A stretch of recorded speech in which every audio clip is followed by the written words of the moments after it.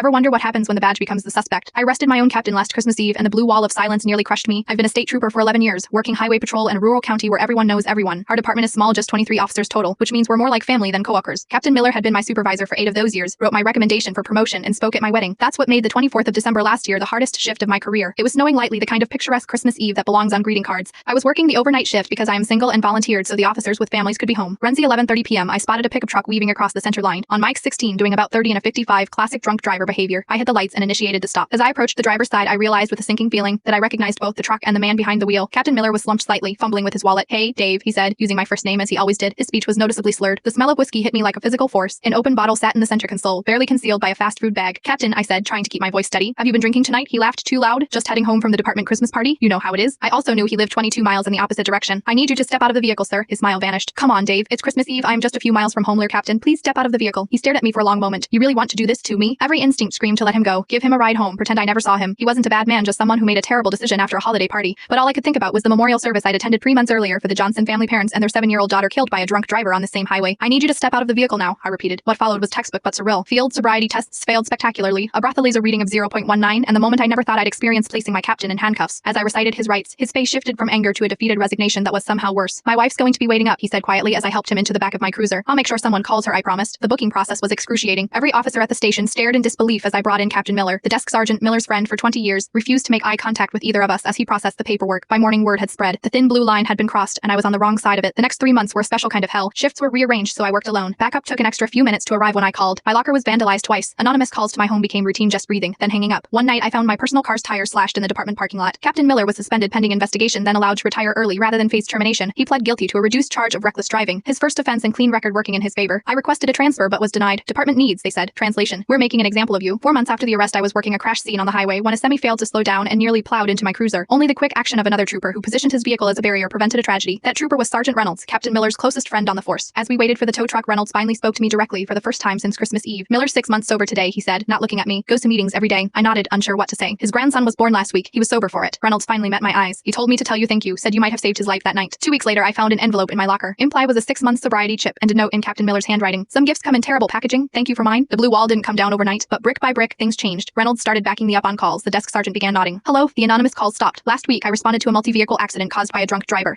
As I was finishing the paperwork, I noticed Captain Miller, now just Mr. Miller, standing by the roadside with a group of people wearing matching t-shirts. They were from his victim impact panel, volunteering to speak to DUI offenders about the consequences of driving impaired. He saw me, and for a moment, we just looked at each other across the flashing lights. Then he gave me a small nod, the kind that carries the weight of words too complicated to say. Sometimes doing the right thing feels exactly like doing the wrong thing, until suddenly it doesn't.